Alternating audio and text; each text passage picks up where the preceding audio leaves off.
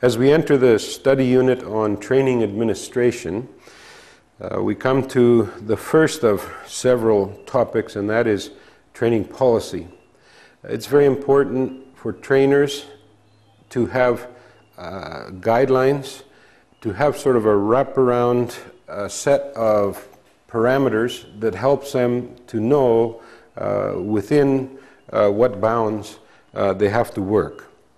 This applies, first of all, to the conduct of trainers.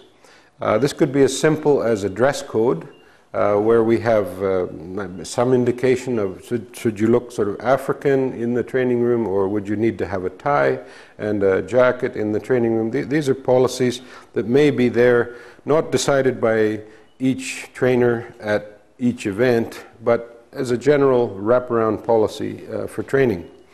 It could also apply to, for example, proportions, where a training organization that I know of has indicated, for example, that when they're preparing new training, that they need 5 units of time for preparing the training for every 1 unit of time of training in the classroom. Now, what that means is that we operate within a policy, and as we're giving quotations or estimates to people for our work as trainers, that we know what the proportions are. On the side of the participants, there also needs to be policies. For example, a simple policy that will allow participants to express any grievances or any concerns that they have. It would be very important to have a mechanism, and often, for example, in a training seminar setting, we may have a social committee, and we've identified them from among the participants, and they have a mandate to go and speak to the trainer or trainers at any time about concerns or issues that the trainees may have. And so it's important to have policies as we operate training as a business and on a professional basis.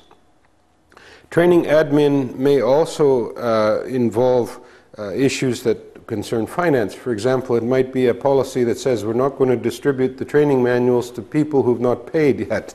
Now, that's pretty straightforward, but it indicates that, you know, we want to be careful about releasing the training materials and the intellectual property we have and so on until we have negotiated properly and finalized the transactions involved. And so all of these kinds of policies are there when we're working, and we may get to the point, if we're career trainers, of taking them for granted, of knowing what the parameters are and what the points of reference, what are they, where are they coming from. It's important, for example, to be aware of the professional codes of conduct. Training is a profession. There are different organizations and networks that trainers can belong to, and they may have a code of standards or set of standards that one needs to abide by. It's also very important in terms of corporate governance for every organization to have its own code of ethics and to establish parameters that we need to work within. Particularly in a training organization, these training policies need to be listed and need to be clear. It's particularly of a concern in Africa that there should never be coercion of learners by trainers.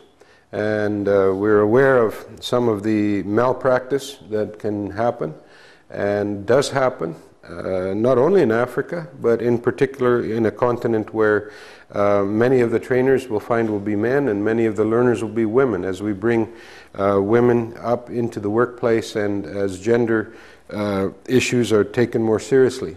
But this also opens the way for abuse of the authority by men in particular, and we need codes of conduct, we need policies that will protect the people who we're working with.